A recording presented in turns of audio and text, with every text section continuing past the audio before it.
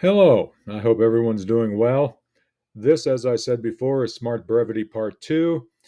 You can see from the subtitle it has an addition from Lanham's Revising Prose, and we will come back to the Revising Prose uh, in a later presentation because that's the how to, I believe, or one of the how to's to make Smart Brevity work, to make short but not shallow a reality. As I've said before, smart brevity, the power of saying more with less, is something that I have long believed. I believe that they give some helpful hints in how to make it work. I believe there are probably a couple of caveats for a university classroom. At the same time, I believe it will help everybody communicate better, and that's one of the goals of a composition class.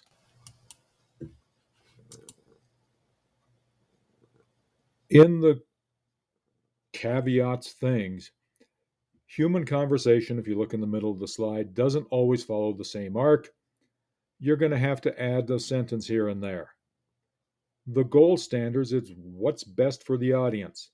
You have professors who are telling you what's best for them, they're the audience. But for the most part, I think that they all want short, not shallow. For the most part, I believe that they want you to say more with less. And so, as with anything, it's going to be a guardrail, not a hard and fast, not a never break rule, but certainly it's going to be something that these should be the guidelines that you use as you're writing. I changed it to short is good. They say shorter is always better. You're going to run into people, especially if you go to grad school, who want the $7,855 word. But in your title, one word is probably better. There are thousands, I'm exaggerating, hundreds of mystery books, it seems, with the girl with one syllable words, punchy active verbs. One syllable gets you better than two syllables, gets you better than three syllables when you're trying to communicate. Strong words. A weak word is abstract. You can't see it, you can't touch it, you can't take a picture of it. It's got a process, it's got all sorts of things behind it, but you can't wrap your arms around it. The weak words are the ones that get you to the point of, I know what it is, but I can't describe it. The strong words allow you to describe it. And the last slide in this presentation, spoiler, is going to talk about how weak words absolutely positively destroy communication.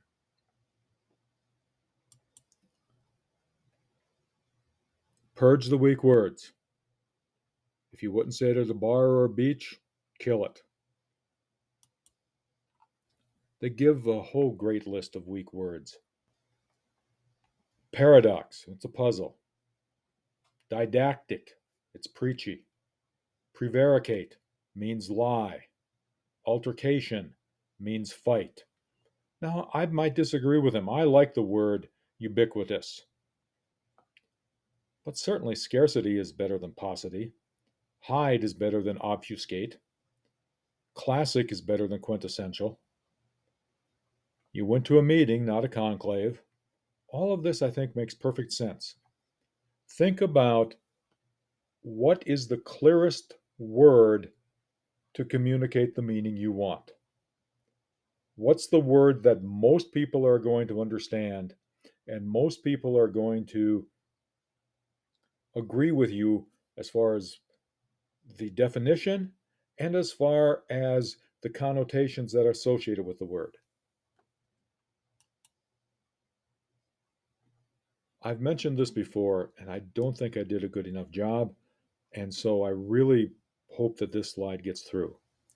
Words like could, words like may, words like might, words like possibly. Anything could happen, anything might happen. Almost everything is a possibility. It is entirely possible that aliens are going to invade our classroom just as I pop this slide up. Use the verb instead of the could, may, might. Planned, it's possible, it might, it may, it's planned. It's considered, could, may, might. It's discussed, feared, hoped, expected. The verb does the work instead of the foggy word, which just confuses and doesn't say anything and doesn't point to anything. The other foggy thing I would mention is on the one hand, on the other hand, I agree a little, I disagree a little. Take a stand. Absolutely, positively take a stand. Use active verbs. They give you the thing, Roy races Miatas, not Miatas were raced by Roy. They give you a whole list of strong phrases, strong sentence. Jesus wept. Sales cratered. I quit. Twins won. Cubs lost. Revenue boomed. I would talk about these especially for the key points you want the reader to remember. The setup phrases, sentences can be much longer, much stronger, but the key things you want the reader to remember should be short, strong sentences.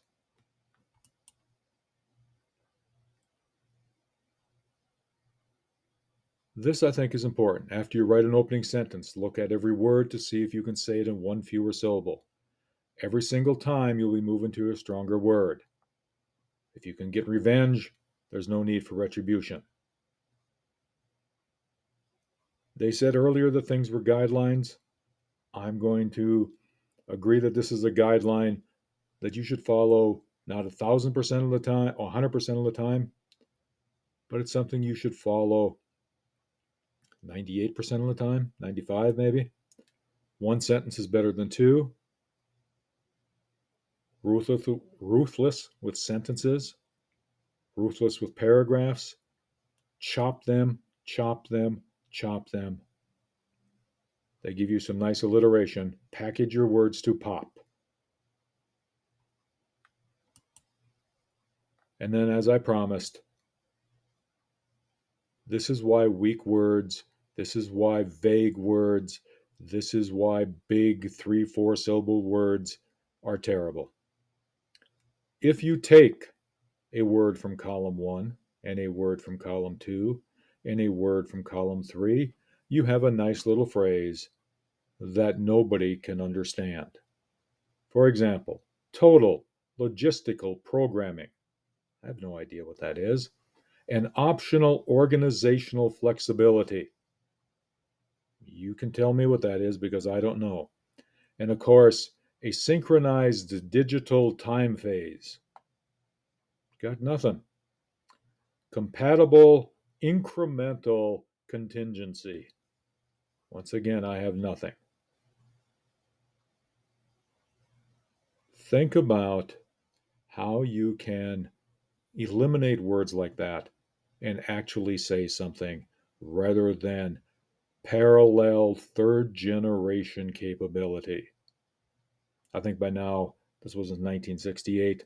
We've heard all of these buzzwords before, but I think by now we're probably on fifth generation. Hope everyone has a good day.